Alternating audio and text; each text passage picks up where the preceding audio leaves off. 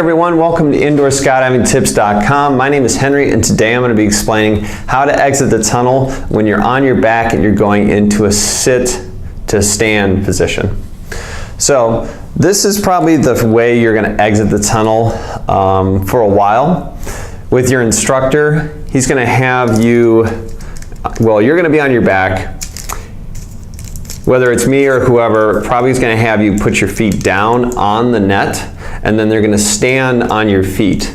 Now, because they're standing on your feet, you're not going to be able to get thrown forward as easily, especially if you pop your hips and get a lot of wind behind your back. So whether it's me or somebody else that's standing on your feet, the correct way to get from a back to a sit position is you want to have your hips back. Reach back with just your arms and your torso. You can even put your chin up to generate more lift on the back of your back right here. So reaching back with your arms, keeping your hips down.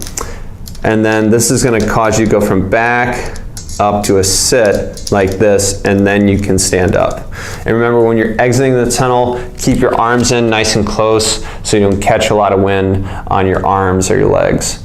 So some of the big keys or big problems that I see people have when they're learning this technique is that especially they pop their hips a lot. So if I'm standing on your feet, you can pop your hips up, and that's going to get you a lot of force on your back to propel you up. Well, that's going to work for maybe the first couple of times. Realistically, I really want you to emphasize keeping your hips back and just using the shoulders as well as your arms and your back to propel you up this way. If you keep doing with your hips, and especially if somebody's not standing on your feet, you're going to get thrown across the tunnel, and you don't want to do that. So don't do that. Also, another big problem that I see when people are trying to learn this is that as they are going up, they'll in fact push down to try to get themselves up, which, I mean, makes sense. If you're trying to go from your back, get onto your feet, you might try pushing down on the net. But the big key is to try to really learn how to utilize the wind and get yourself up using the wind. So that's why you want to have your hips back and just using your arms and your shoulders and your head to catch that wind going up this way.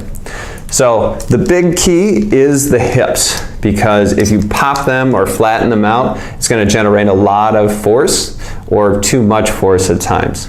So being really strong with your abs is going to help lock that hips in place, and also flexing with your hip flexors as well. So if you're able to do that, then reaching back with the wind, you'll start to feel that momentum carry you up. Once you're in a sit position, then you can stand up, and then you can walk out of the tunnel.